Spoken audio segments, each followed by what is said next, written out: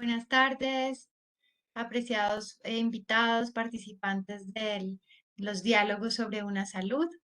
Bienvenidos a este espacio que se ha creado con alianzas que llevan ya varios años de trabajo entre la Universidad de La Salle, en especial el programa de doctorado en agrociencias, el Observatorio Colombiano de Salud y Bienestar Animal y en alianza con la Red CITED de Una Salud y Cambio Climático y la Cátedra UNESCO en Desarrollo Sostenible.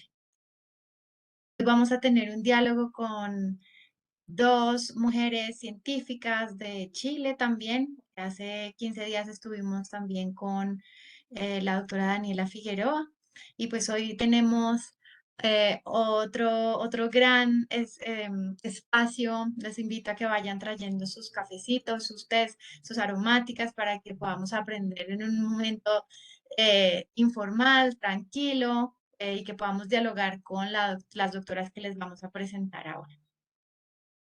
Doctora Victoria. Doctora Natalia, muchas gracias. Bienvenidos a todos ustedes por estar aquí acompañándonos en este espacio que, como ya menciona la doctora Natalia, es de una articulación interinstitucional, pero realmente con el objetivo de promover el concepto de una salud.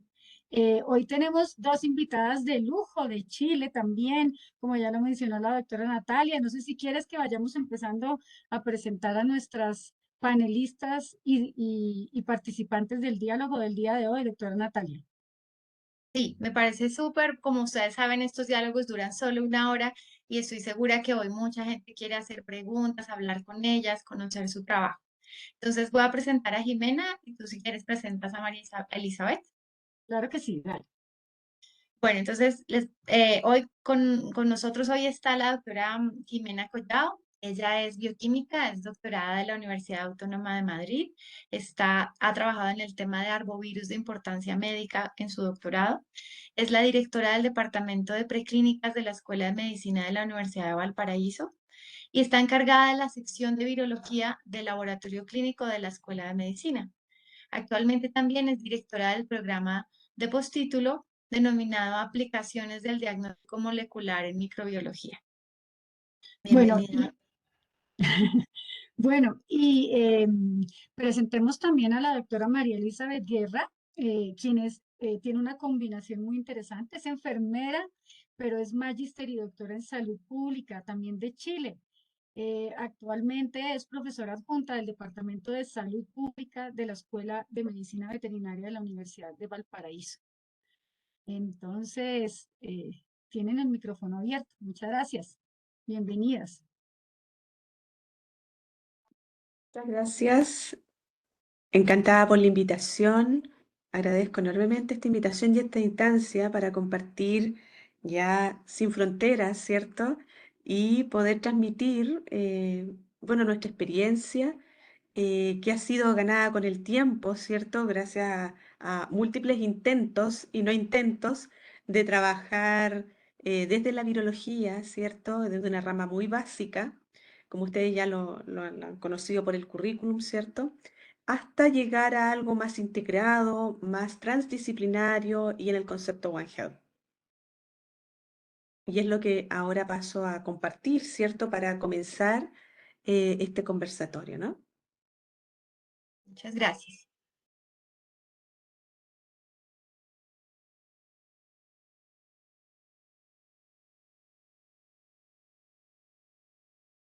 Súper. Ya. Entonces, como yo les mencionaba, bueno, esta es la primera página donde ya está el título, ¿cierto? La idea es poder transmitir nuestra experiencia con el concepto de una salud en Rapa Nui, que es una isla, ¿cierto? Que también tiene una comunidad muy característica, que es la etnia Rapa Nui, ¿ya? En esto, ¿cierto? Tratando de avanzar, no me deja avanzar. A ver.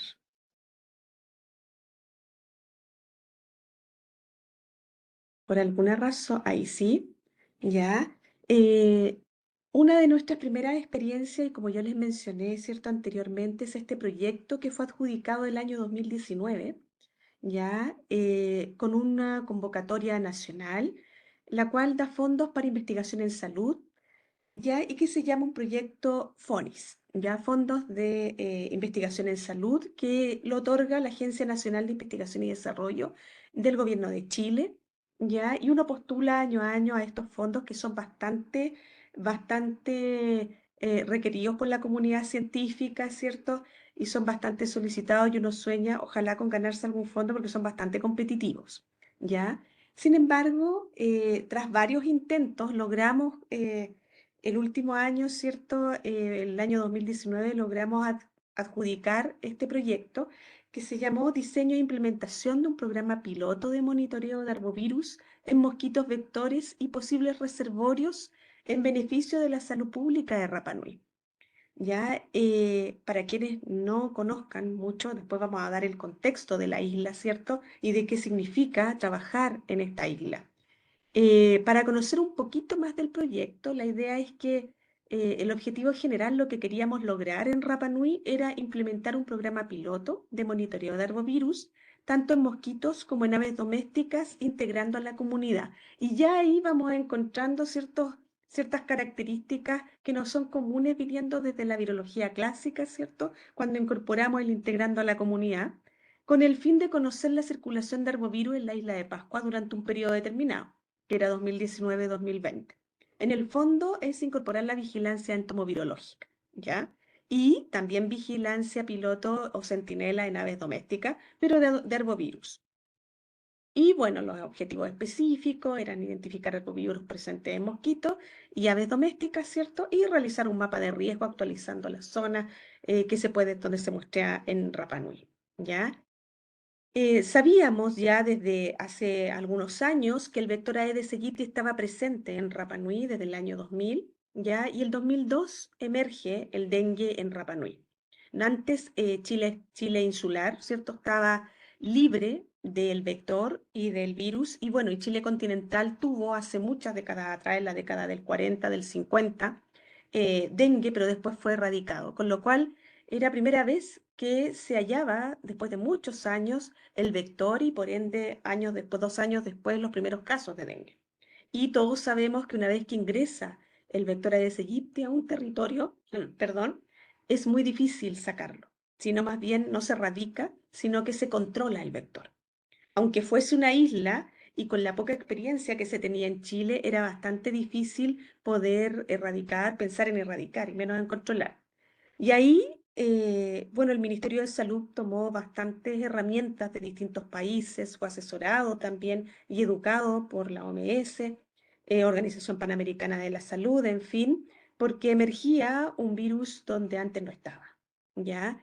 Y ante las enfermedades emergentes actúan todas las organizaciones, ¿cierto? Cuando aparece un virus como este, tan agresivo, ¿cierto? Que sabemos que afecta a una gran población a nivel mundial y los efectos que esto puede producir, sobre todo en una etnia específica, en una isla, ¿ya? Y que implica tener también recursos para poder abordar una alerta de este tipo.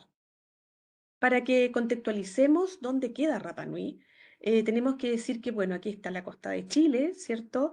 Isla de Pascua, como se le conoce su nombre en castellano, ¿cierto? En español, hoy ya adquirido entre todos como Rapa Nui, que es su nombre nativo, ¿cierto? Está a 3.800 kilómetros hacia el oeste del continente americano, a 5 horas o más de 5 horas de vuelo desde la ciudad más cercana, o sea, desde Santiago, por ejemplo, que es donde está nuestro aeropuerto, ¿ya?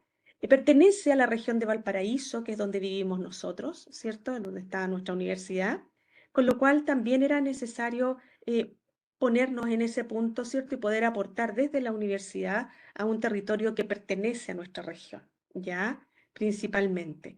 Y ya sabiendo esta distancia, no es fácil trabajar en una isla, ¿ya? Siendo cercana o siendo lejana, pero claramente con esta distancia era mucho más complejo de lo que podríamos haber pensado, ¿ya? Ya en la isla, esto es lo que les podemos mostrar de la zona urbana de la isla, se concentra ya en el centro de la isla. La isla tiene 163 kilómetros cuadrados, ¿cierto? Se recorre fácilmente, pero está muy concentrada en la zona urbana. Y esto implica que toda la isla es un parque natural, ¿ya? La zona urbana es muy característica, muy centralizada, ¿ya? Y todo el resto es parque natural, que hoy en día está a manos de la organización Maugenúa, que es una organización de la comunidad Rapa Nui. Antiguamente no, era una organización gubernamental, ahora está en manos de Rapa Nuis, y ellos organizan y ellos en el fondo administran su isla, ¿ya? Ellos administran la parte de acceso a zonas del parque natural. Con lo cual, cualquier estudio que uno desea hacer debe comunicarlo a la comunidad Rapa Nui y debe adquirir su permiso, ¿ya? Esto es algo que nosotros fuimos aprendiendo en el camino una vez adjudicado el proyecto, ¿ya? Así es que no es menor, porque una vez adjudicado el proyecto, claro, nos comunicamos con Rapa Nui y dijimos, bueno, ahora hay que ir a hacer el proyecto y empezamos a saber que las administraciones habían cambiado, que había que conversar con la comunidad Rapa Nui, ¿cierto? Para que accedieran a, conocieran nuestro proyecto y accedieran a poder realizar el proyecto allá.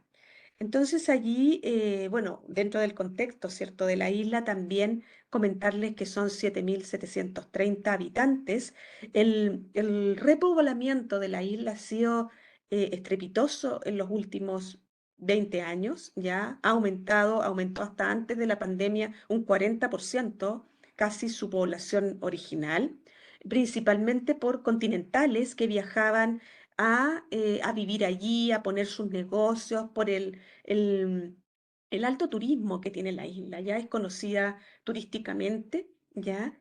Y allí habitan, los habitantes son un 60% continentales y un 40% de la etnia polinésica, ¿ya? Es una mezcla entre continentales y polinésicos. De hecho, todos tienen familia o la mayoría tienen familia en la Polinesia, viajan constantemente, sus mercancías vienen de ahí, todo lo turístico viene de la Polinesia, son muy cercanos, ¿ya? Con lo cual todo lo que ocurre en la Polinesia en torno a enfermedades que sean transmisibles van a llegar en algún momento a Rapa Nui, ¿ya? Y eso también es muy importante, ellos lo tienen asumido y ellos también están muy preocupados de lo que ocurre en Rapa Nui. Entonces, cómo nosotros comenzábamos a trabajar en Rapa Nui, en esta isla, pensando en buscar virus en mosquito, ¿ya? Que si bien es muy virológico, muy básico, ya teníamos que llegar a este territorio, que no era llegar al bosque que tengo al lado, sino que implica una movilización, una estrategia, toda una dinámica, ¿cierto?, grupal, que no es menor, pero además no solamente lo que había que transportar o lo que había que hacer, sino que mucho antes de esto, nosotros sabíamos que, por ejemplo, el hospital de Rapa Nui, que es el Hospital Angaroa, realizaba y mantenía una vigilancia de cuadros febriles y de laboratorio en la isla, ¿ya? Y que se articulaba con acciones de control vectorial, es decir, el Ministerio de Salud de Chile tenía acciones allí frente al vector, ¿ya? Hacía un control vectorial y el hospital de Angaroa llevaba una vigilancia de febriles. Por lo tanto, nosotros desde el continente, siendo un grupo bastante clásico, ¿cierto?, de virólogos, entomólogos y biólogos, que somos quienes nos dedicamos a estudiar este tipo de virus o de ambientes, ¿cierto?, además de mosquito y todo ello, solos no podíamos. Es decir, estas tres personas, ¿cierto?, no podían abordar un proyecto de tales características llegando a la isla solo con nuestros conocimientos de virología, de entomología o de biología. Con lo cual, ¿cierto?, incorporamos gente, investigadores a nuestro proyecto, que fueron médicos, importantes, médicos de Rapa Nui, veterinarios, veterinarios que habían estado en Rapa Nui trabajando, enfermeras que tenían un rol más bien de salud pública, como es mi colega, ¿cierto?, académica Marielle, ¿cierto?, que, con la cual va a conversar en un rato más, asistentes sociales, estadísticos para poder programar, ¿cierto?, y diseñar el método de muestreo, geógrafos, porque queríamos mostrar a la comunidad científica qué lugares georreferenciados em, podíamos tener con mosquitos, ¿cierto? Y dónde, en qué hogares encontrábamos mosquitos y además cuáles de ellos tenían virus. Es decir, queríamos mostrar esa información y para eso era muy importante contar con personas profesionales, ¿cierto?, que pudiesen ayudarnos a todo ello. Claramente, desde la virología, la entomología y la biología, no podíamos abordar todo lo que todos estos otros profesionales iban a hacer, ¿ya? Con lo cual, ya, si nos damos cuenta, sin quererlo, pero sí por naturaleza propia, el proyecto iba tomando otros matices que se hacía transdisciplinar, ¿ya? Y que implicaba una mirada de una salud. En ese minuto nosotros no lo sabíamos, ¿ya? Porque nosotros en ese minuto no estábamos dentro del concepto One Health, lo habíamos escuchado, pero no estábamos tan involucradas como lo estamos ahora, por ejemplo. Pero naturalmente el proyecto se dio así porque era como se debía hacer mejor, ¿ya? Era así como se tenía que hacer mejor. Con lo cual, eh, se incorporó a estos profesionales que fueron investigadores también del proyecto, pero también a instituciones claves. El hospital debía ir porque el hospital manejaba, ¿cierto?, pacientes febriles, estaba ya sensibilizado con el tema del dengue, ¿cierto? El Ministerio de Salud, quien se incorporó a nosotros también, después de largas conversaciones con ellos, estaban muy animados a apoyarnos también. El Servicio Agrícola Ganadero que trabaja en la isla, ¿cierto? Y que hace la vigilancia de influenza aviar, por ejemplo, de gripe aviar, ¿ya? Y que les iba a interesar qué trabajo íbamos a hacer nosotros con las aves domésticas, por ejemplo. Y, por cierto, la comunidad Rapa Nui. ¿Ya? ¿Por qué dirán tan importante la comunidad Rapa Nui? Porque nosotros queríamos mostrar sus hogares, ¿ya? Los lugares donde van a estar los acopios de agua, los poco poco, como le llaman ellos, ¿cierto? Son sus hogares. Teníamos que entrar a sus casas, a los patios de sus casas, a muestrear a sus animales, a sus aves domésticas y a ver qué cantidad de acopio de agua había, si había larvas, si había mosquitos, poner las trampas en sus hogares y si no teníamos el apoyo de ellos, el proyecto no se podía llevar a cabo. Así de simple.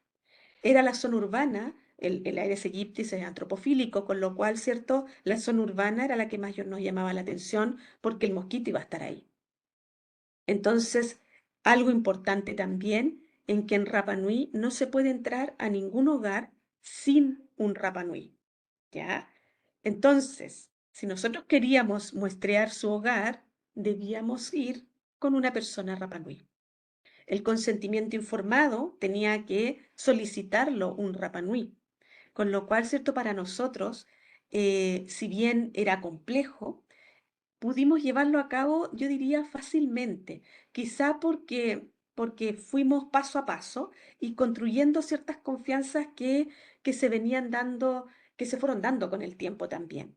Y logramos transmitir la importancia de este primer estudio en Rapa Nui de estas características. Entonces, ¿cómo abordamos esta investigación? Primero, educando a la población, llegamos ofreciendo distintas capacitaciones a distintos actores clave, ya principalmente al hospital, al laboratorio clínico del hospital, ya en donde, al laboratorio clínico del hospital, en donde teníamos que transmitir la investigación en laboratorio clínico, ¿cierto? En diagnóstico molecular de herbovirus, que era nuestra expertise también, ¿ya? Y certificarlos allí, ¿ya? También en entomovirología. Allí, o sea, en Chile no hacen entomovirología. Hacía vigilancia de febriles y de muestreo de larvas, pero no entomovirología. Con lo cual, el llegar y decir, bueno, vamos a muestrear mosquitos, pero no solamente los vamos a identificar, sino que también vamos a buscar virus en ellos. Bueno, esta vigilancia entomovirológica la realizamos junto a un investigador de origen español, pero que trabaja en el Instituto IRD de Francia, de Montpellier, que estuvo, bueno, encantado de colaborar en este proyecto. Él es entomólogo, pero también se dedica a la ecovigilancia, al concepto de salud global y viaja por el mundo, ¿cierto? Asesor de la OMS también, transmitiendo y educando a distintas comunidades. Con lo cual él nos colaboró principalmente para enseñar, ¿cierto? Cómo se trabaja en entomovirología, cómo se utilizan nuevas trampas, ¿cierto? Nuevos métodos de captura de mosquitos que son mucho mejores a los que teníamos, ¿ya? Y cómo se optimiza todo esto. Posteriormente, nos interesaba que las autoridades de la isla nos conocieran para que supieran que habíamos llegado, que la Universidad del Paraíso estaba ahí, que nos iban a ver muestreando, ¿cierto? Y que teníamos que presentarnos ante las autoridades, con lo cual teníamos que difundir el proyecto dentro de la isla. Y finalmente lograr la colaboración de toda la isla, ¿cierto? Con el acompañamiento de la comunidad. Como yo les decía, lo que íbamos a mostrar eran sus casas, con lo cual teníamos que tener el acompañamiento de la comunidad. Es así como las primeras actividades que nosotros hicimos fueron, por ejemplo, un video promocional en donde llamábamos, antes de viajar, llamábamos a la comunidad Rapa Nui a conocer el proyecto, a decirles que íbamos a viajar en un determinado momento, les decíamos la fecha, pero no lo dijimos solamente nosotros, sino que invitamos a 2 alumnas de nuestra universidad que eran Rapa Nui.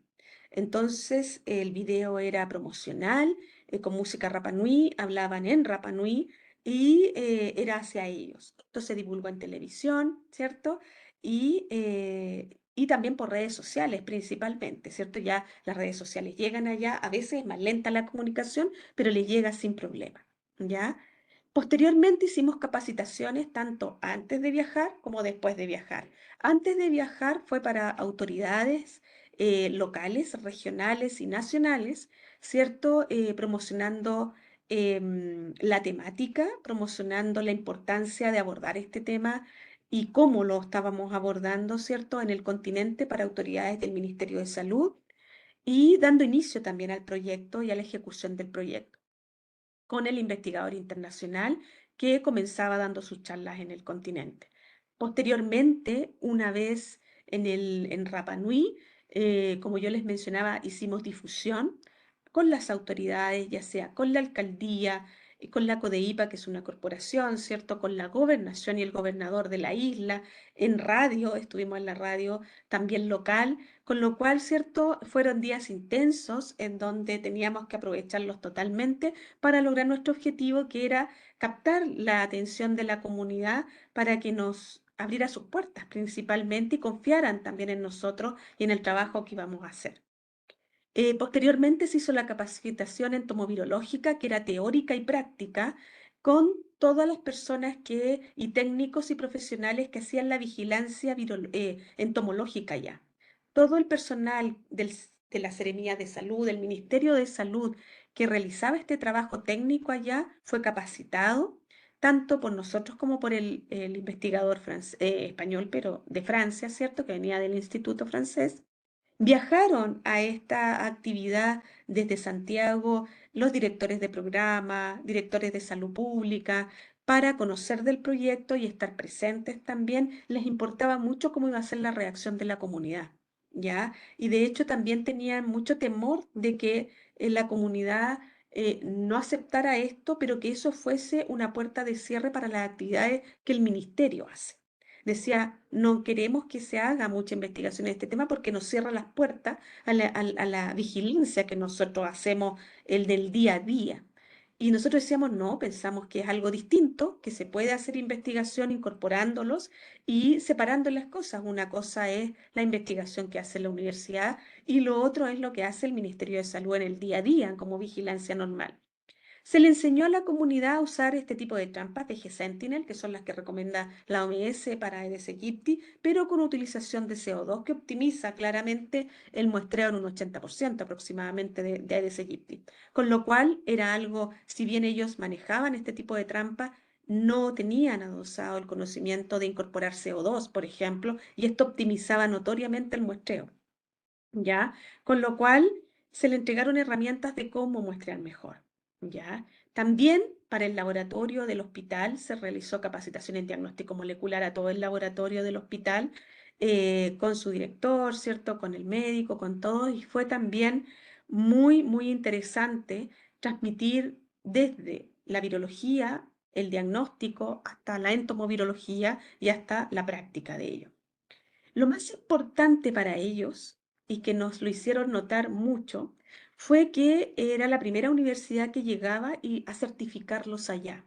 Es decir, que era la primera universidad que iba a capacitarlos, pero a entregarles su diploma, a hacerles su ceremonia. Ellos son muy ceremoniales, es decir, son muy de reconocimiento y de ceremonias, de cierre. Para ellos eso es como muy emblemático, ¿ya?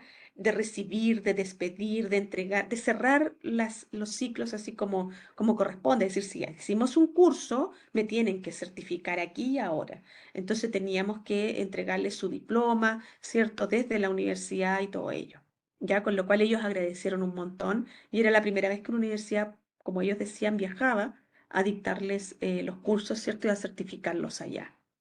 Como yo les mencionaba, se trabajó con ellos arduamente por todos los lugares. Ellos claramente sabían mejor que nosotros dónde muestrear, ya dónde debíamos realizar la investigación, dónde estaban las larvas mayoritariamente. Rapa Nui es muy turística y es preciosa, pero tiene un lado B que implica acumulación de basura, vertederos, acumulación de neumáticos y un montón de cosas que ocurren en todos lados. La diferencia es que es una isla y que tiene mucho problema para poder eliminar ese tipo de residuos, con lo cual es materia muy fructífera para que emerjan mosquitos. Además, tiene un clima cálido, húmedo, ¿cierto? Medianamente tropical, con lo cual llueve constantemente, con temperaturas sobre casi 25 grados, ¿cierto? Y más en verano, con lo cual es una temperatura ideal para la emergencia de mosquitos, ¿ya?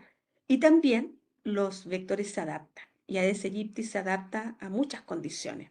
De hecho, encontrábamos larvas en gotas de rocío, en pequeños acopios de agua, en aguas estancadas, que no siempre se da. Entonces, en el fondo, ¿cierto? Sabemos que el vector va a adaptarse a todas las condiciones. Y eso es peligroso para Rapa Nui. Otra cosa importante y bastante innovadora que se hizo en Rapa Nui fue con los veterinarios. Si bien el Servicio Agrícola Ganadero muestreaba aves, nuestros veterinarios iban con otro fin, sino que mostrar aves de corral, principalmente gallinas, pero no sabíamos que las gallinas no tenían dueño prácticamente. Las gallinas andaban salvajes en la isla, con lo cual era bastante difícil capturarlas, tomarles muestras. A veces tenían dueños, a veces no, y la mayoría de las veces no en realidad. Y llegar y ver a dos veterinarios con este atuendo, a veces asusta también, con lo cual también había que entrar con mucha cautela, presentándose, llevaban los logos del proyecto, ya nos conocían porque los veterinarios partieron después que nosotros, ya no a la par, sino que primero fueron los mosquitos y después, un poco más tarde, los veterinarios, ¿cierto? Se mostraron las aves, fueron súper abiertos a abrir sus puertas y es más, la gente también aprovechaba de preguntarles por los perros, por los gatos, por todo lo que tenían en sus domicilios también. Entonces, esta experiencia que sin ser One Health llegó a ser One Health es tan natural porque era como debíamos realizar el proyecto que se ha transformado en realidad en un ejemplo de experiencia One Health, pero por eso fue muy natural y fue desde las ciencias más básicas. Es decir, nosotros sabíamos lo que queríamos lograr, pero para hacerlo no podíamos tres personas desde el lugar donde estábamos. Requeríamos de colaboraciones, ¿ya? Y de colaboraciones que traspasaban nuestros límites totalmente.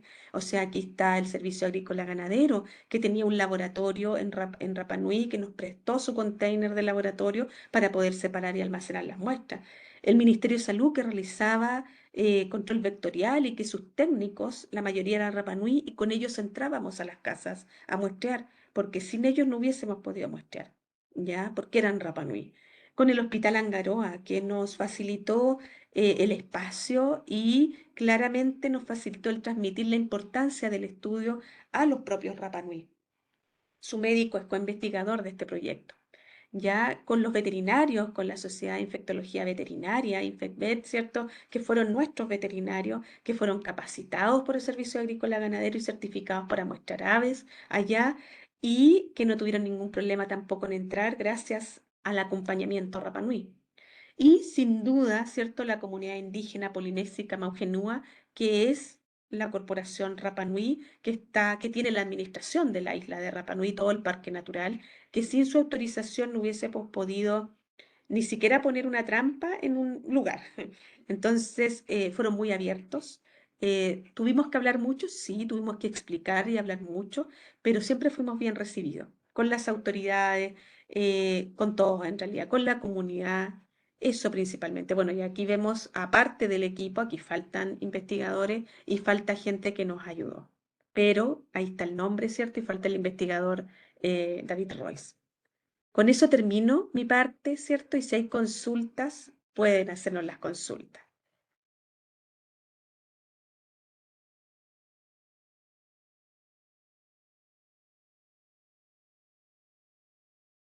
María Elizabeth, vas a tomar la palabra.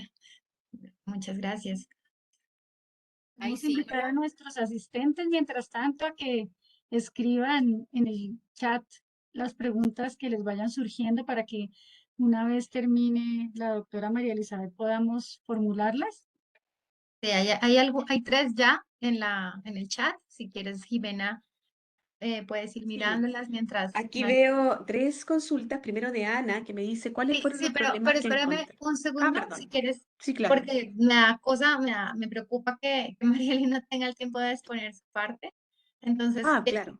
sí, quisiera pues darte la palabra, Marieli, para que vayas pensando las preguntas y Jimena ahorita las vamos a Sí, hacer en el diálogo. Gracias. no hay problema, gracias. Ujú.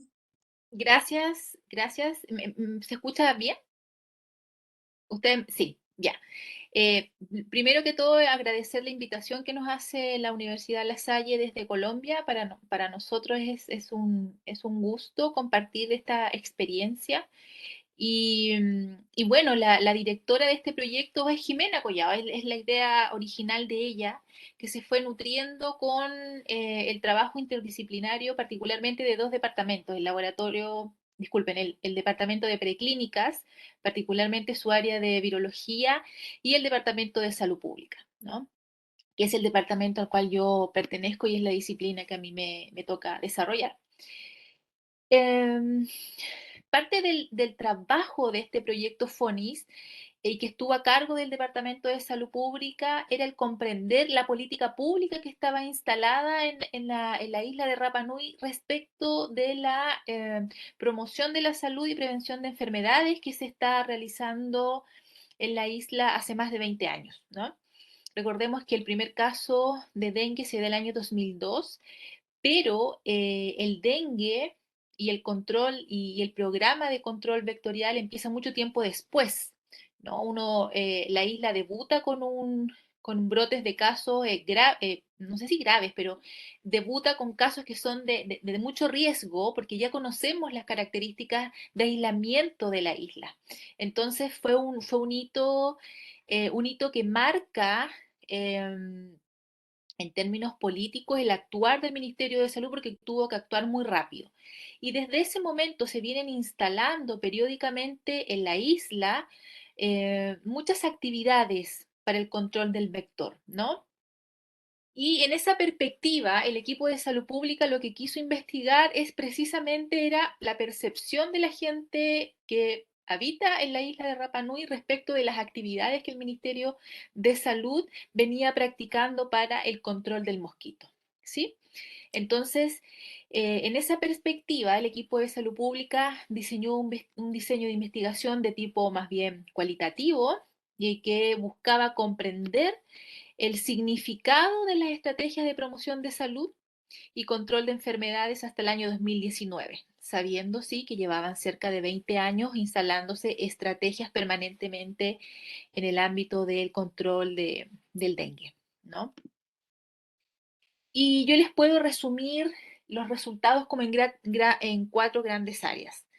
Lo primero que se reconoce por parte de las personas, stakeholders que uno les llama, que son estas personas influyentes, las personas significativas en la comunidad, lo primero que reconocen es que efectivamente a lo largo de este proceso del control y prevención del dengue, el Ministerio de Salud, digamos, el Estado de Chile, desarrolla innumerables actividades preventivas y promocionales en salud.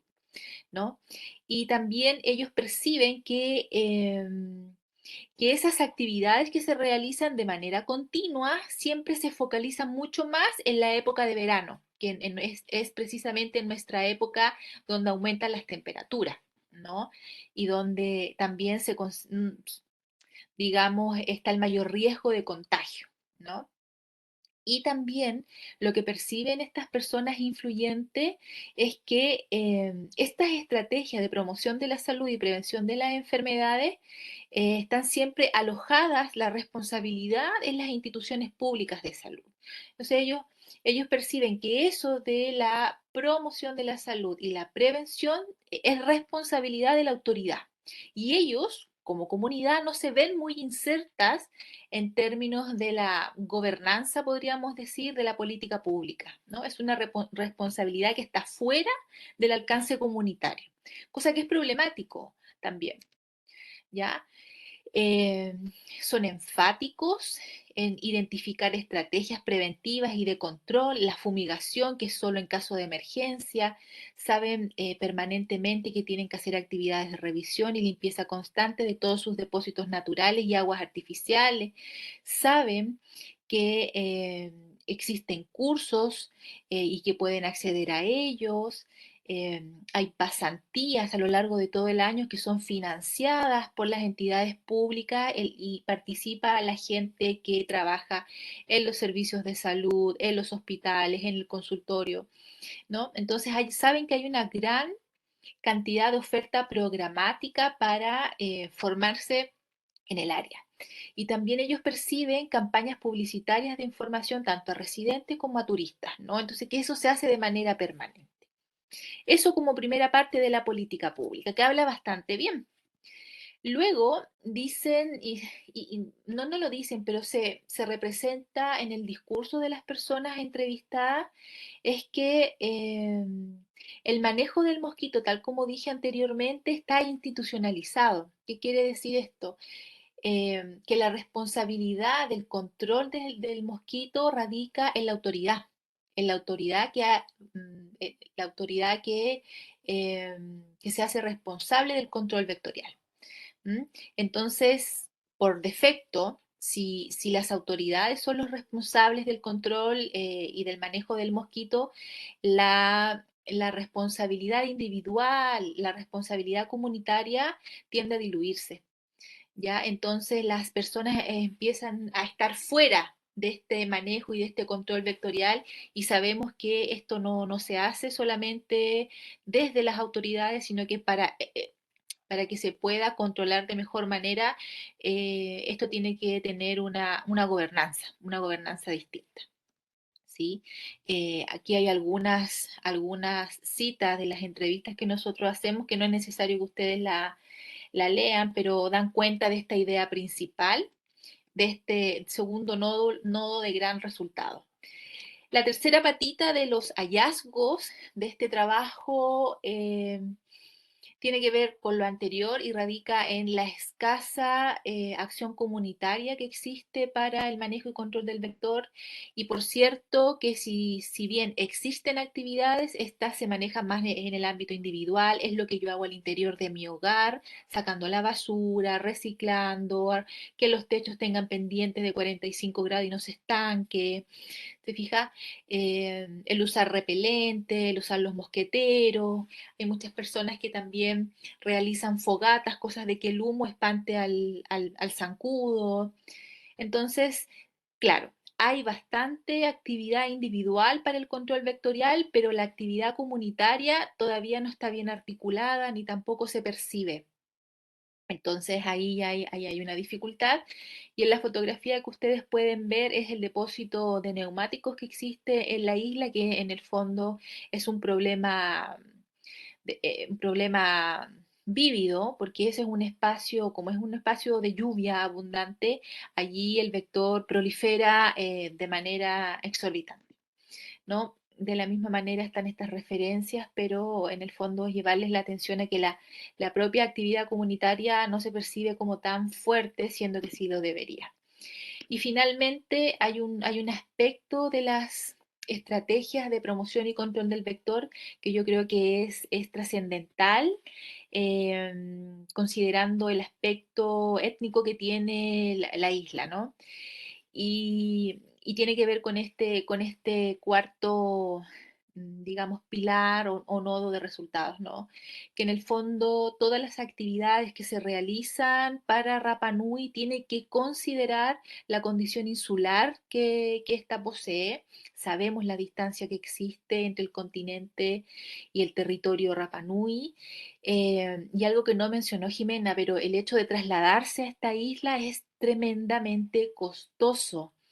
Sí, si bien es cierto para digamos, para el mundo europeo y de estadounidenses, no lo es, por algo es tan visitado, para nosotros los latinoamericanos es tremendamente costoso poder viajar a Rapa Nui, y imagínense ustedes el traslado de las de lupas, el CO2 que no se carga en la isla, sino que teníamos que llevarlo del continente al otro lado, que es carga peligrosa, y esas cosas las fuimos aprendiendo en el mismo camino, ¿no? Entonces uno cree en su lógica que todo funciona como de la forma que funciona en la ciudad. Sabíamos que iba a haber dificultades, pero nos encontramos con otras externalidades que por supuesto forman parte del aprendizaje que ahora tenemos, del know-how que ahora tenemos para enfrentar otros proyectos de esa naturaleza, ¿no? Entonces, claro, todos los proyectos que se hagan dentro de la isla tienen que considerar eso, su condición insular, pero por sobre todo lo que nosotros más nos llamó la atención es que las personas dicen todas las actividades que se consideren para la isla de Rapa Nui deben venir con la matriz cultural de nosotros. Vale decir, consúltennos y no vengan con material envasado del continente, y estas estrategias a nosotros no nos sirven, ¿no? Entonces, recalcaba la importancia de considerar su propia matriz cultural para las actividades, y en el fondo cualquier estrategia que adolezca de estas dos características va a fallar, ¿no? Y parece, eso parece tan obvio, pero resulta que no es tan obvio para las autoridades. Y nos encontrábamos con varias estrategias que ellos decían. Por ejemplo, se hace el Festival de las Canciones en el verano, que estamos siempre recalcando que hay que cuidarse para el mosquito, pero resulta de que la gente que participa de esos concursos y de jurados no sabe mi idioma y está votando por una canción que no sabe qué está diciendo el mensaje, por ejemplo. Entonces son esas cosas que uno dice, cómo todavía las personas que toman decisiones en el país no se dan cuenta de la importancia de la matriz cultural, ¿no? Para poder instalar estrategias. Y en esa misma perspectiva, por cierto, que nosotros sugeríamos más instancias de promoción y prevención del control del dengue, pero que debía considerar el empoderamiento de la comunidad para que sea activa, propositiva y responsable frente al control de la Aedes. También como recomendación que fue entregada al Ministerio de Salud, consideraba que no conviene el paternalismo de las instituciones públicas para las estrategias en promoción de la salud, sino que más bien a lo que debe abrirse paso el ministerio o los ministerios que trabajan es a la participación social, ¿no? Que en el fondo nosotros considerábamos y ellos también percibían que era muy escasa, ¿no? Y que cada uno de los habitantes de la isla son los agentes de cambio y que son ellos los que potencian la acción pública. Y si ellos quedan fuera de estas actividades, las estrategias no van a tener éxito, ¿no? Porque la autoridad sanitaria no está 24/7 viendo el territorio. Lógicamente hay un horario de trabajo, ¿no? Entonces no está siempre vigilando todo, no hay recursos para vigilarlo todo. Y ahí entra la responsabilidad individual primero, pero también comunitaria con el otro, ¿no? Y toda política pública, obviamente, que se implemente en Rapa Nui debe considerar la matriz cultural de su pueblo y su condición insular, ya que ambas actividades o ambas condiciones son las que van a hacer que estas estrategias sean un éxito o sean un fracaso, ¿no? En términos de la iniciativa pública. Y aquí para muestra un botón, nosotros no podíamos entender cómo las personas en Rapa Nui seguían percibiendo que las estrategias que hacía el ministerio eran muy envasadas desde el continente, pero por otro lado, los ministerios realizan, por ejemplo, diálogos participativos en la isla donde se les hace consulta respecto a qué podemos hacer para controlar el mosquito. ¿Mm? Entonces hay una percepción de que no me están considerando, pero también el ministerio hace estrategias para poder considerarlo, ¿no? Están en este juego eterno como de dos, como los enamorados, ¿no? Yo hago una cosa, yo te devuelvo otra. Y así van congeniando, ¿no?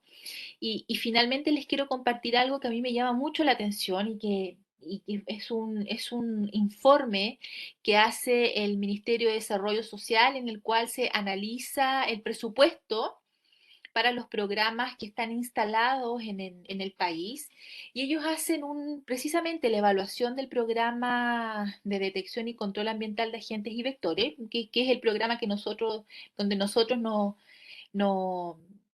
nos metimos a trabajar y me gustaría mostrarles cómo la política pública no está entendiendo realmente lo que es el trabajo con una etnia, ¿no? Además les comento que Chile tiene ratificado el convenio 169 de la OIT de pueblos indígenas y eso mandata a que se debe considerar la opinión de los pueblos indígenas en toda estrategia, ¿no? En toda cosa que a ellos les sea atingente y que tengan que ver con su territorio, uno les tiene que consultar. Y aquí hay una matriz en donde se analiza la pertinencia del enfoque de derechos en este programa de control del vector, ¿no? Y yo les quiero mostrar estos dos dimensiones que parecen, a mí me parece bastante chocante a la luz de los hallazgos que ya hemos encontrado. Y quienes hacen la evaluación de este programa considera que no, para este programa eh, no aplicaría que se tienen que hacer actividades eh, específicas para los pueblos indígenas, porque ellos están asumiendo que biológicamente los riesgos de contagio no dependen de las características culturales. Perdón, no dependen de pertenecer o no a una etnia. Y tiene lógica, si el contagio no tiene que ver con una cosa biológica de pertenecer o no a un territorio, a alguna etnia, ¿no? Pero hay un hábitus, ¿no? Hay una forma de ser que podría estar actuando a favor o en contra de, del- de adquirir esta enfermedad. Entonces, eh, cuando uno se encuentra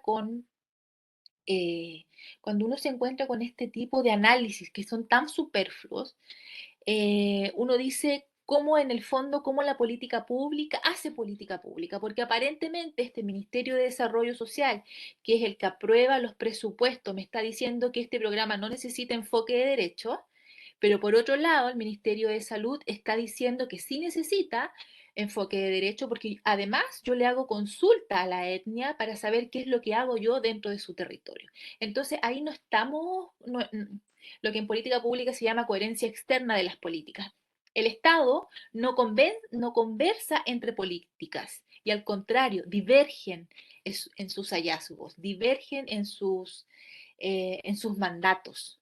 ¿Te fijas? Entonces ahí tenemos un problema relevante y yo no sé si ustedes conocen a Condorito, que es una caricatura, que es un cóndor, y aquí yo pongo plop, ¿no? O sea, en el fondo, ¿cómo me encuentro con este tipo de aseveraciones desde el Estado que no tienen nada que ver con la coherencia que debieran tener las políticas públicas? Y aquí, ya para ir centrándonos en lo que es One Health, que ya la profesora Collado les comentaba que no es un proyecto que nace o se piensa desde lo One Health, pero en el fondo siempre fue One Health, ¿no? Y cómo podemos avanzar en el ámbito de las políticas públicas pensando en una estrategia One Health. Primero, que hay que pensar siempre desde la transdisciplina, ¿no? Y retomo lo que dijo la profesora Collado al inicio, que ella tenía una idea de estudiar los virus en el fondo. Eso es lo que la profesora Collado les convoca, pero si la profesora Collado no hubiese pensado En la vigilancia epidemiológica, que es una de las funciones esenciales de la salud pública, no habría podido adjudicarse este proyecto, porque en esencia el proyecto que se adjudicó el fondo de investigación tiene que ver con la vigilancia de salud pública, que por supuesto tuvo un fuerte componente molecular, un fuerte componente virológico, pero las externalidades de eso tienen que ver con la vigilancia epidemiológica. Entonces aquí necesariamente tenía que haber transdisciplina. Luego, una cosa relevante que a mí me parece del punto de vista de la estrategia es que debe haber un trabajo intersectorial. No es viable una estrategia de esta naturaleza sin que nosotros nos hubiésemos quedado solas desde la universidad, por ejemplo, y no hubiésemos incorporado al Ministerio de Agricultura a través del Servicio Agrícola Ganadero. O nos hubiésemos quedado tan contentas si no hubiésemos participado con el mundo Maujenúa y la comunidad indígena. Estamos hablando del intersector, porque el intrasector somos todos los sanitarios. Es el consultorio, es el hospital, es el Ministerio de Salud. Te fijas, somos todos del área sanitaria. Pero nosotros nos fuimos hacia otros espacios, ¿no? Y ahí está, insisto, el Ministerio de Agricultura a través del Servicio Agrícola Ganadero. Entonces ahí tenemos la patita salud humana, Ministerio de Salud, tenemos la patita Servicio Agrícola Ganadera, la parte animal y la parte medioambiental la viene a aportar eh, esta, esta capacitación, ¿verdad?, que nos viene a dar el entomólogo y nos dice dónde tenemos que muestrear las características del ambiente, que tenemos que considerarla, etcétera, ¿no? Y luego, ¿cómo avanzamos en una estrategia One Health? Creo que es importante que la implementación de las políticas, como dije anteriormente, sean coherentes entre diferentes actores del Estado, ¿no? No puede el Ministerio de Salud hacer abogacía y trabajar en términos de interculturalidad y considerar la pertinencia cultural por un lado, y el Ministerio de Desarrollo Social descartarlas tan a priori, ¿no? Y considerar que no es necesario. Entonces, cuando hablamos de estos componentes en salud pública y estos componentes para la estrategia One Health, tenemos que estar, creo yo, al menos poner el ojo al menos en estos tres aspectos que tienen que ver con la política pública propiamente tal. Y que al menos son los aprendizajes que yo saco de este trabajo en esta isla.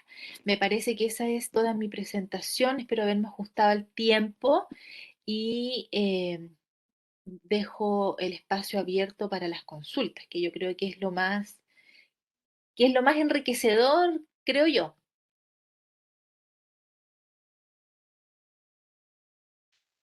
Sí, así es. Muchas gracias, María Elizabeth, por este cierre también crítico que haces a los sistemas de salud, ¿no? Tradicionales, en donde no se reconocen esas diversidades y esa multiculturalidad que tenemos en nuestro continente. Pues sí está bien nutrida la sesión de preguntas, ¿verdad? Doctora Victoria, con un chat bien lleno, porque Sí, hoy pues, señora. queríamos incluirlas a las dos, pero porque sabíamos que ambas habían trabajado, pero claramente la cantidad de preguntas que tenemos está muy, muy chévere. No sé si tú has visto, doctora. Sí. Ujú. Si quieres, a ver, yo encuentro que varias de las preguntas confluyen de pronto con algunas precisiones, pero creo que es coincidente y de hecho justamente yo también la tenía escrita acá, es cuáles, y ya nombro a las personas que de alguna manera también lo mencionaron, y es ¿cuáles consideran ustedes que son las principales dificultades que enfrentaron para implementar un modelo de trabajo transdisciplinario como esto?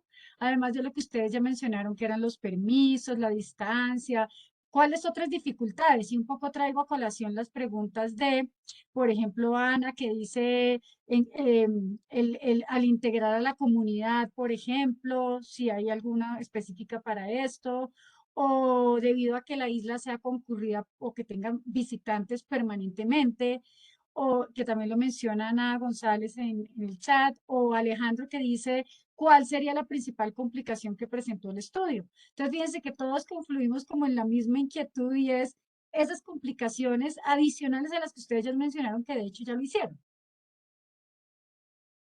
Bueno, ahí puedo comenzar con algunas, Marieli, si es que se me queda alguna en el tintero.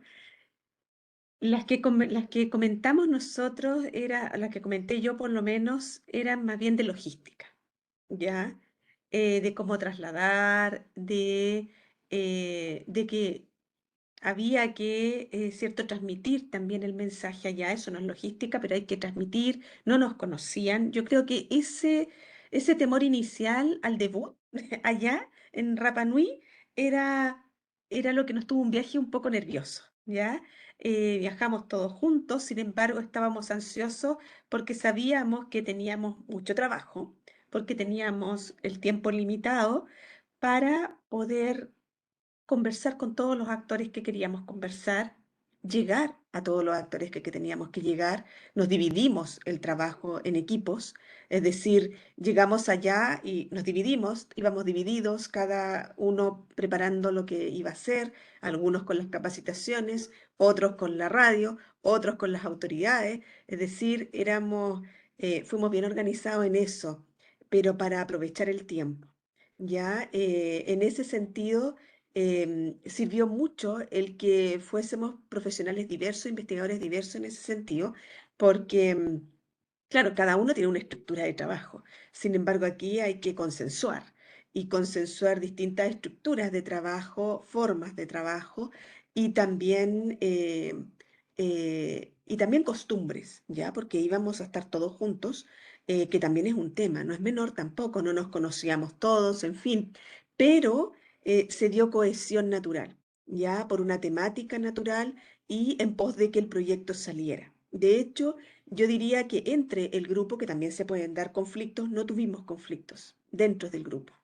Sí, claramente hay cosas que hay que saltar en el momento, es decir, no sé, cosas como se corta la luz a cada rato o, por ejemplo, no hay impresoras de manera fluida, entonces hay que ir a uno o dos lugares, la comunicación por el teléfono tampoco es muy fluida a veces, todo es muy caro, con lo cual es más caro de lo que uno piensa, la comida, o sea, el alojamiento, todo es más de lo que uno piensa, con lo cual eso debía programarse con tiempo. Ya lo hicimos en algún aspecto, pero igual hay cosas que son del día a día. Y con la comunidad, claramente hay habitantes que no abrieron las puertas. Ya hay personas Rapa Nui que no quisieron participar, pero eso es parte de cualquier estudio. ¿Ya? En cualquier estudio hay personas que te van a decir que no quieren participar del estudio. ¿Ya? Y eso es parte de, es raro que todo el mundo al cual tú convoques participe. Hay gente que no le interesa participar. Y afortunadamente, los mismos Rapa Nui que nos acompañaban nos decían y nos advertían, o advertían al equipo de muestreo. Ojo, llevábamos dos equipos de muestreo. Y les advertían, en esa casa que van a entrar ahí, lo más probable es que no participen, que no quieran, o que los traten mal, por ejemplo, ¿ya? Porque simplemente no quieren que se le acerquen, porque no están en contra de esto. O sea, eso también puede ocurrir y también ocurre, ¿ya? Eso es parte de. También puede haber reticencia desde los funcionarios que eran técnicos y que algunos colaboraban más que otros por voluntad, porque eso era solamente voluntad, ¿ya? Eran voluntarios, con lo cual uno trabajaba con los que querían trabajar con nosotros, no con toda la oficina del CEREMI de Zoonosis, por ejemplo. Entonces, en el fondo, uno llega a los que quieren que tú llegues, ¿ya? Y con ellos trabajas. No puedes convencer a toda la población.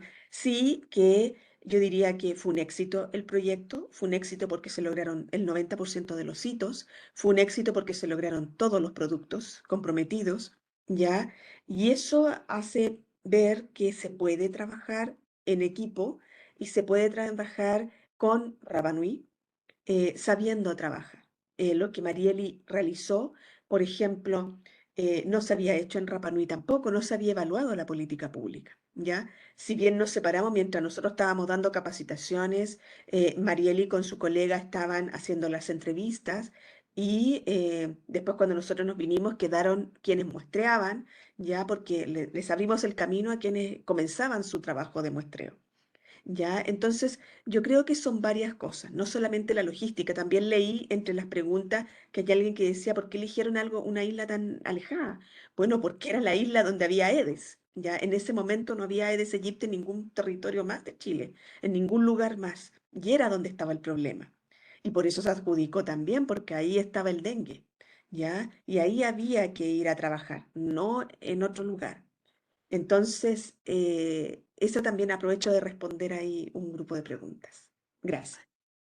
Muchas gracias, Jimena, por esa generosidad en donde nos haces un viaje, ¿no? Casi que pudimos estar allá de alguna manera con las fotos, con cómo narraste todo. Es como una clase, nos diste una clase realmente de cómo, qué hacer, qué no hacer. Y pues esa es la siguiente pregunta que les quería hacer. Bueno, aparte de compartirles este libro que está en español, es un libro que habla de la investigación en ecosalud en la práctica, que es de la doctora Dominique Charrón. Ella pues es de allá del Instituto de Investigaciones de Canadá y ella nos ha compartido en otro momento este mismo libro pero en PDF. Yo quería pues compartirlo con todos aquí en el chat. Se los voy a mandar ya para que lo guarden en sus, en Gran sus, regalo. exacto, en sus archivos. Es realmente un regalo de ella, ¿sí? Pero yo siento que mucho de esto que ustedes dos nos contaron hoy es para realmente hacer un libro. O sea, necesitamos hacer un libro de experiencias de una salud en nuestra región, ¿sí? Con ejemplos de lo que nosotros nos ha pasado, de lo que nos ha pasado, las buenas prácticas. Y pues esa es como también la pregunta a María Elizabeth. Em, ¿Cómo debería ser? Tú hablaste mucho de la falta de empoderamiento de la comunidad y de un poco el abordaje muy institucionalizado de esa promoción de la salud. ¿Cómo nos aconsejas? O si quieres responder algo que me estabas diciendo que querías decir algo, si quieres responder eso o lo que querías decir, pero sí me llama mucho la atención cómo ves tú que deberíamos hacer siempre que queramos hacer promoción de la salud. Ahorita la Universidad de La Salle va a empezar a hacer un trabajo con una comunidad cerca de la universidad que es denominada muy peligrosa. Y pues como que tengo un cierto, como, sí, como prevención de, bueno, ¿cómo vamos a hacer esto de la mejor manera? Y pues Mm. toda tu experiencia ahí, pues es muy útil para nosotros. Cuéntanos, Jimena. Mira, yo quisiera agregar a lo que dijo Jimena respecto de dificultades que ella nombró hartas partes técnicas, pero yo quisiera añadir que hubo una dificultad que tuvimos muy al inicio, y es que el propio Ministerio de Salud nos vio como el propio Ministerio de Salud, que es uno de los entes que participa de la adjudicación de los fondos, de hecho de allí salen los fondos de investigación en salud, nos vio como competencia y no como nos vio como competencia y no como entes cooperantes, ¿ah? Porque, porque vieron el título de vigilancia epidemiológica y ellos inmediatamente pensaron que la universidad se iba a hacer cargo de una actividad que corresponde a los ministerios. Y no es cierto porque sí, la rectoría de la vigilancia epidemiológica, por cierto, que debe estar alojada en mandos centrales. No puede hacer la vigilancia epidemiológica de un país una universidad, no es la lógica, ¿no? Entonces, yo siento que parte de la estrategia One Health tiene que ver con instalar que esta es una estrategia de cooperación y no de competencia, porque nosotros tenemos un objetivo, nosotros queremos aportar como universidad para solucionar un problema, no queremos ocasionar un problema al Estado, queremos ayudar con la expertise científica a hacer una cosa de mejor manera, ¿no? Y yo creo que eso, yo, además de lo técnico, eso yo lo tendría muy presente frente a cualquier otro proyecto de esta naturaleza. Y respondiendo un poco a tu pregunta, Natalia, creo que, a ver, yo no tengo la verdad absoluta para trabajar con la comunidad, no la tengo, pero sí, si yo pudiese como cristalizar en qué debo fijarme para entrar a trabajar en promoción de la salud y a trabajar con entes comunitarios, lo primero que yo haría es involucrar a personas que forman parte, involucrar a personas que están involucradas en el problema. involucraría a quienes están afectados por ese problema que yo quiero abordar con la estrategia One Health. Y les consultaría cómo ven este problema, cómo podemos mejorarlo, cuáles son las mismas fortalezas que tiene esta comunidad para trabajar esta temática. Lo haría partícipe. Yo creo que la participación de los propios afectados, lo que en política pública es la escalada de la política bottom-up. O sea, yo empezaría de abajo hacia arriba. Eso, la participación. Luego creo que es importante la misma comunicación. Es que ese mensaje que tú quieras transmitir de tu trabajo llegue a la comunidad y que esas personas que a ti te nutren para el trabajo también formen parte de la comunicación de lo que tú quieres hacer en el territorio. No veo que los debas excluir, al contrario, son tus aliados. Así como nosotros teníamos a muchos de la etnia Rapa Nui ayudándonos en el muestreo, pues tú también tienes que tener a tus agentes comunitarios de tu parte, ¿no? Entonces sería la participación comunitaria, la comunicación social de tu proyecto, luego la intersectorialidad, que yo creo que es una cosa relevante para la promoción de la salud. Tú no puedes pensar en hacer promoción solamente desde una arista, tú tienes que mirar siempre los problemas de manera, las soluciones de manera poliédrica, porque los problemas son poliédricos, no son unicausales. Y ahí está Bianca, que le saludamos. Eh, Hola, escucha mami. Y luego creo que debe haber como es la promoción de la salud tiene otro pilar que es la educación en sí misma, ¿no? Y en esa educación en sí misma, tú tienes que hablar en el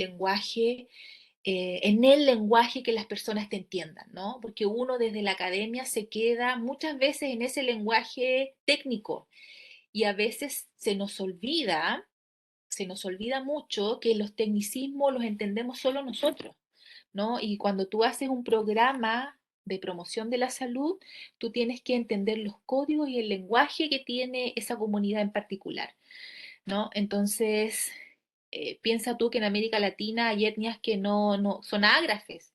De hecho, muchas de las etnias son ágrafes. Nosotras les inventamos las letras, ¿no? Nosotros inventamos como de acuerdo a cómo nosotros los pronunciamos, nosotros los escribimos. Entonces, tenemos que entender los códigos que tienen los grupos culturales para poder transmitir de mejor manera los mensajes. A lo mejor no va a ser un libro que yo tenga que hacer de promoción de la salud, a lo mejor tienen que ser cánticos, a lo mejor tiene que ser juegos, ¿te fijas?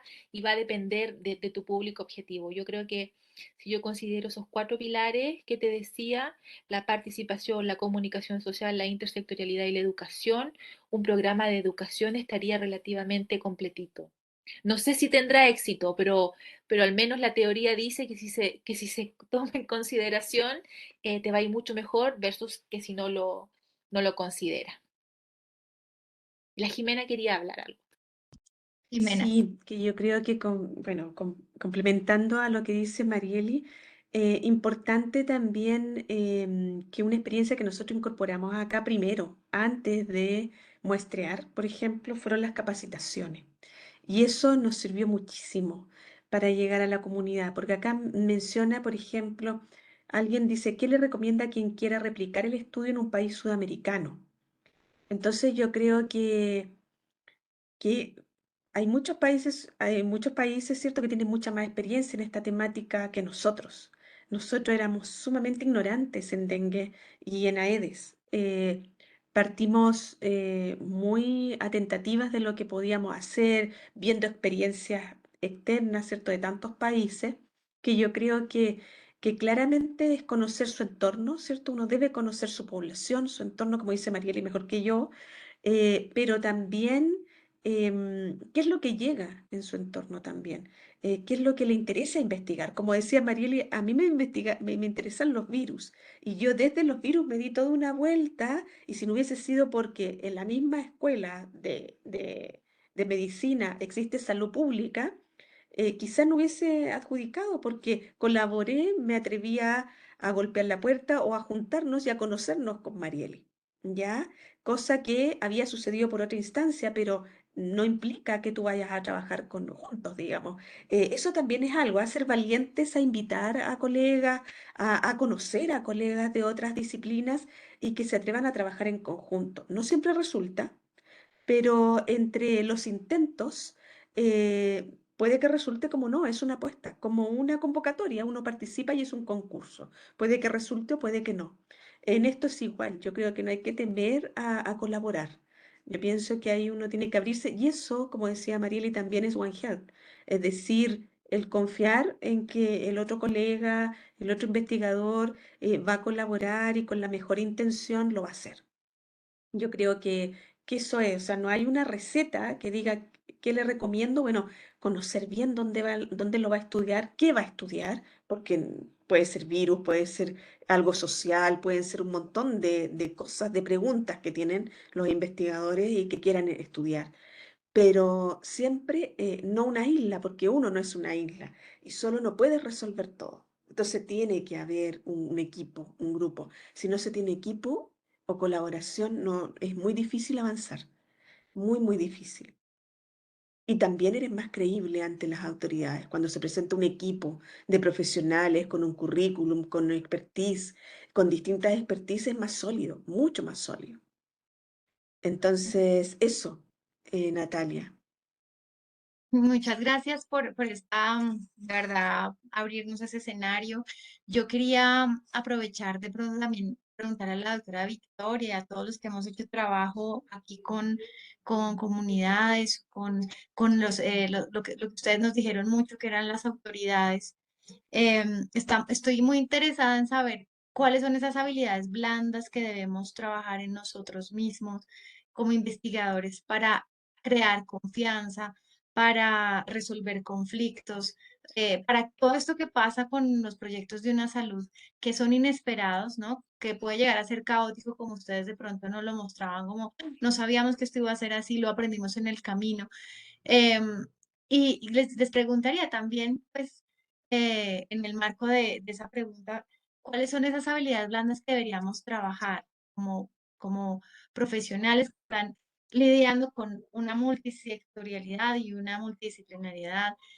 Eh, yo personalmente creo que la capacidad de escucha es algo muy difícil, ¿no? Como de enseñar, pero creo que tenemos que hacer métodos en clase, en nuestras familias, en todo lugar donde estemos para esa capacidad de escucha, y que realmente paremos, hagamos la pausa y escuchemos al otro, como ustedes nos han enseñado hoy. No sé qué otras habilidades blandas.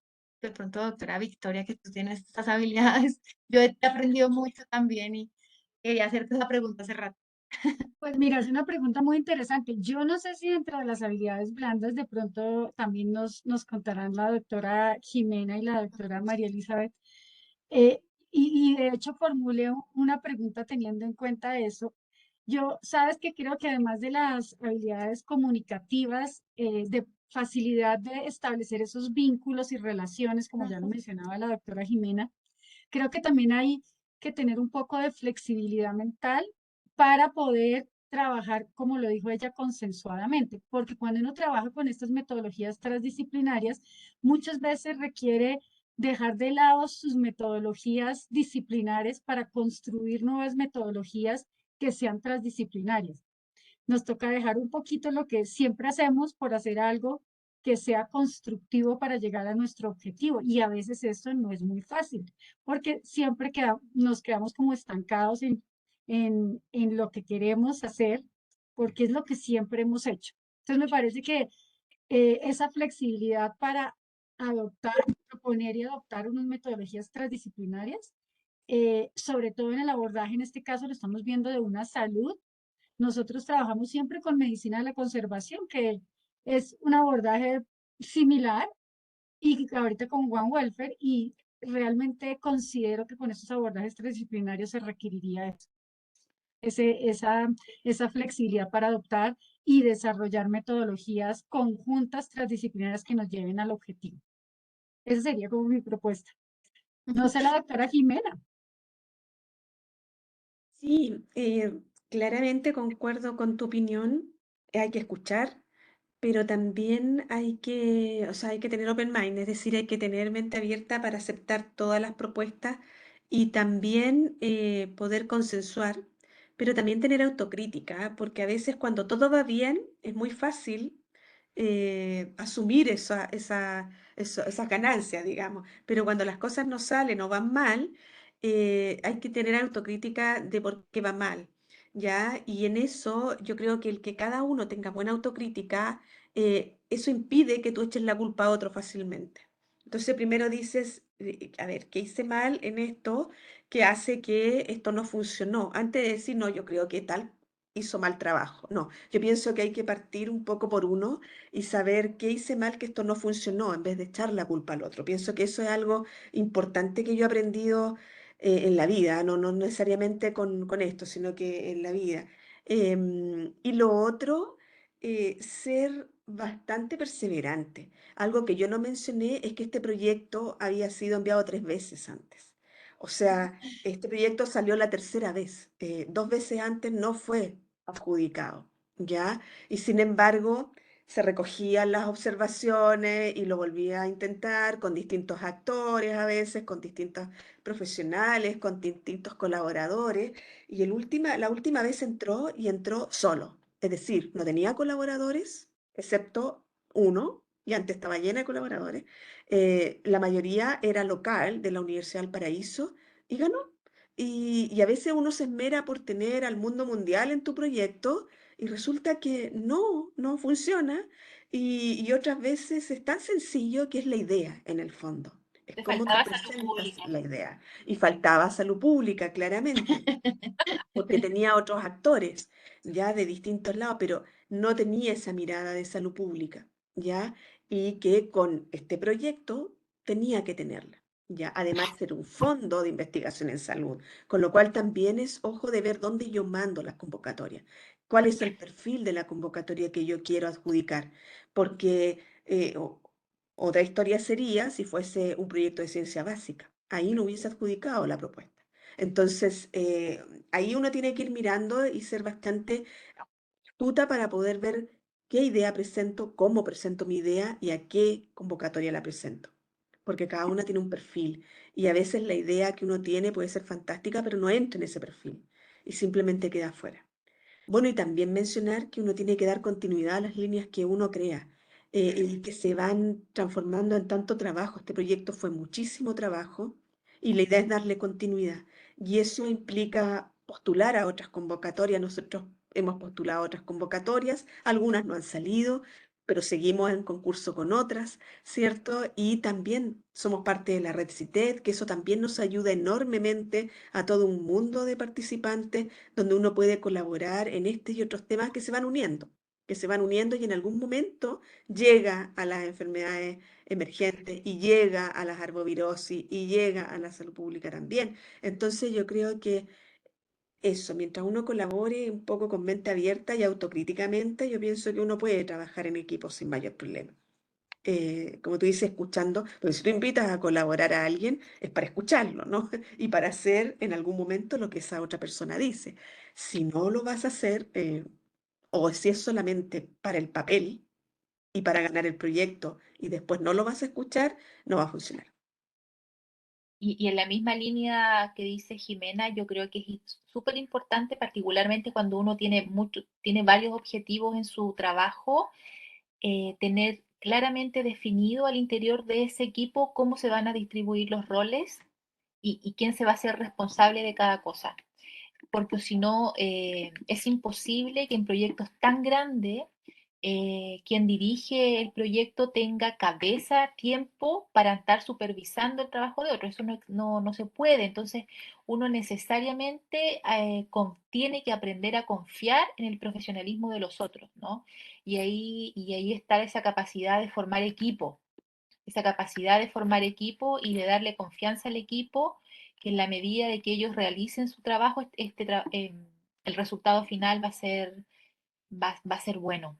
Entonces, creo que hay un aprendizaje también de aprender a soltar cuando uno está aprender a soltar, digamos, el control de las cosas cuando se dirige un proyecto grande, porque no existe el control total.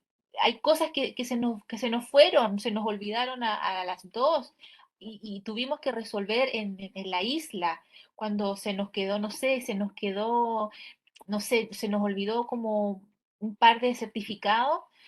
Tuvimos que correr por todos lados tratando de solucionar eso porque se nos olvidó. ¿Te fijas? Entonces, yo creo que ahí está en los equipos no solamente tiene que haber una cabeza que organice, pero el equipo tiene que ser lo suficientemente dúctil para sobre la marcha también adquirir roles inesperados, porque el devenir del proyecto te hace que tú te pongas creativa y tengas que solucionar problemas y tenemos que estar todos para la solución de eso, creo yo.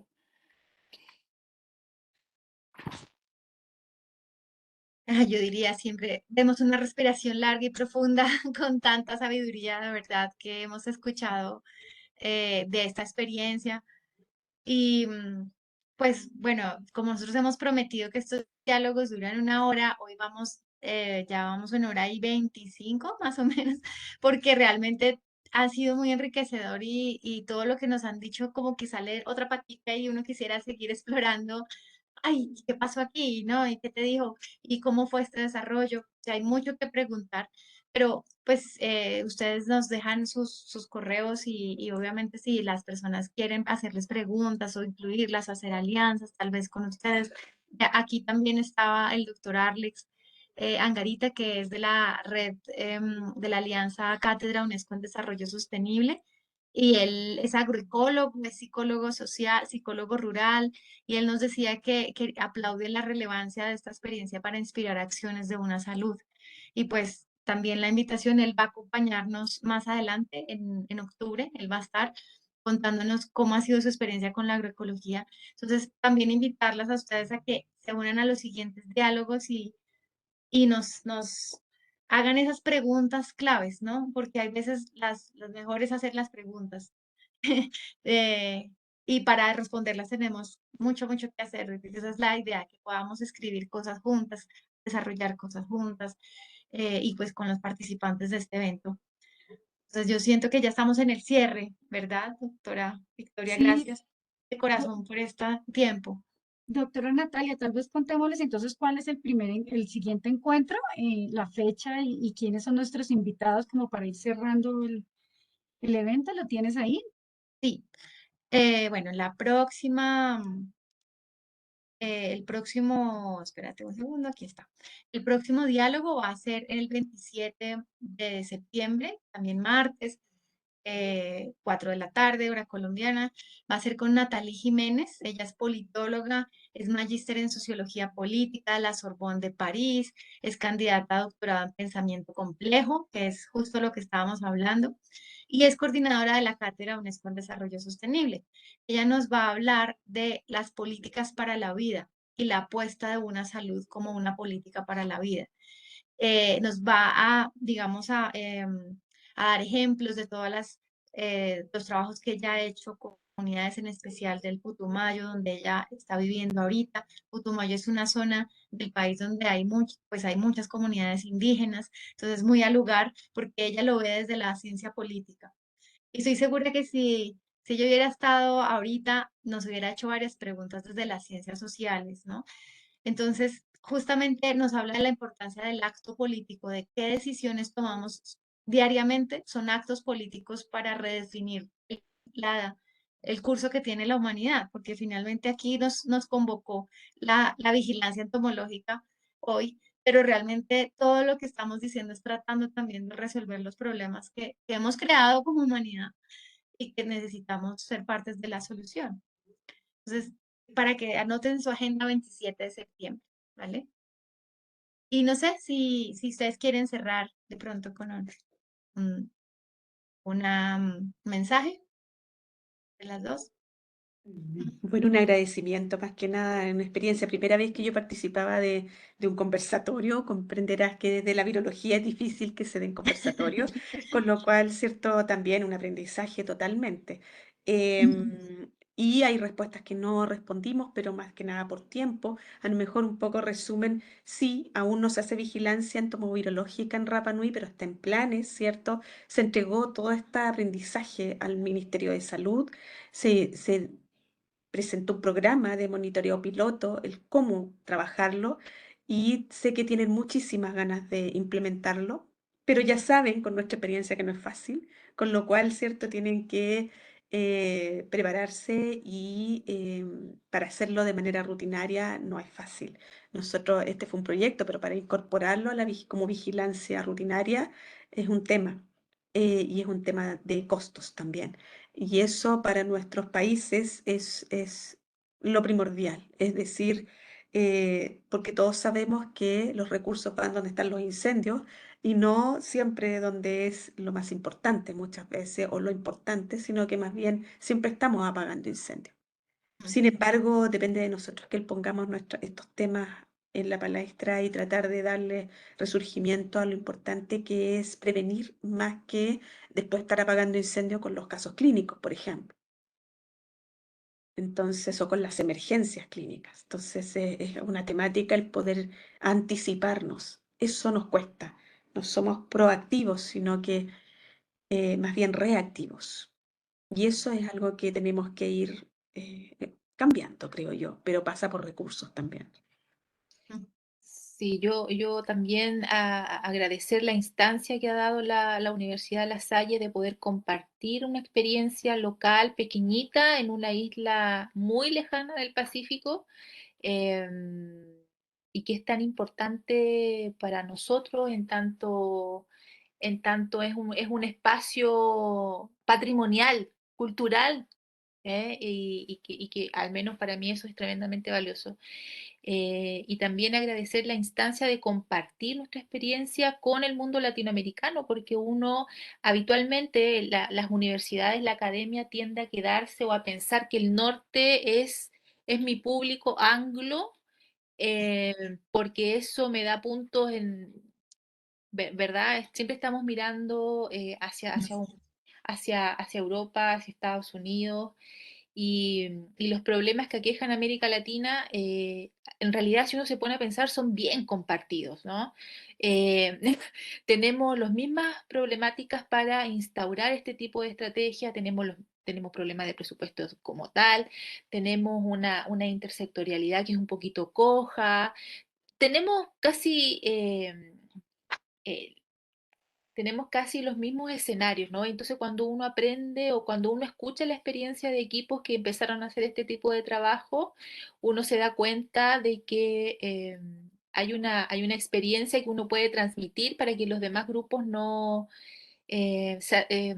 cometan los mismos errores que uno, y muy por el contrario, con creatividad eh, puedan mejorar lo que uno inició. Creo que si uno está en esa parada de aprendizaje y de compartir, las experiencias a futuro no debieran salir mal, porque la idea es eso, es escucharnos y es aprender de nuestra propia experiencia. Así que nada, agradecida y un lujo participar de este tipo de instancias y que la tecnología nos ayuda, ¿no? Porque de otra forma no se habría podido realizar.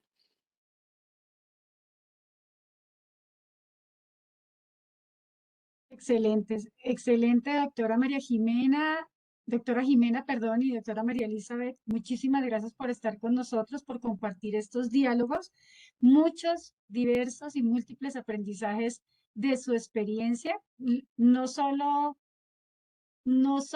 desde el punto de vista de investigación, sino creo yo para la vida. Realmente sacamos conclusiones que son muy válidas para la vida. Eh, y espero que en algún momento en el futuro podamos encontrarnos de nuevo para seguir conversando en estos diálogos de una salud, porque como muy bien ustedes lo decían, alguna de ustedes, tenemos es que cooperar y no competir, ¿cierto? Cooperar y no competir, todos por el mismo propósito que es una salud en un solo planeta. Ujú, Doctora Natalia, ujú. ¿quiere cerrar? No, pues pareciera que quisiéramos quedarnos a cenar ya, el café y luego la cena. Además, porque para ustedes ya es una cena, ¿no? Ya están 2 horas más adelante, así que con mucha gratitud, al contrario, gratitud por el tiempo, por la generosidad, porque fueron muy claras y que sea el 1 de varios que hagamos. Muchas gracias, de verdad. Y gracias a los asistentes que estuvieron hasta este momento. Nos vemos el 27 de septiembre. Que estén muy bien. Chao, doctora Adiós, gracias. Hasta Victoria. luego, doctoras. Un abrazo. Cuídense. Lentamente, despídete.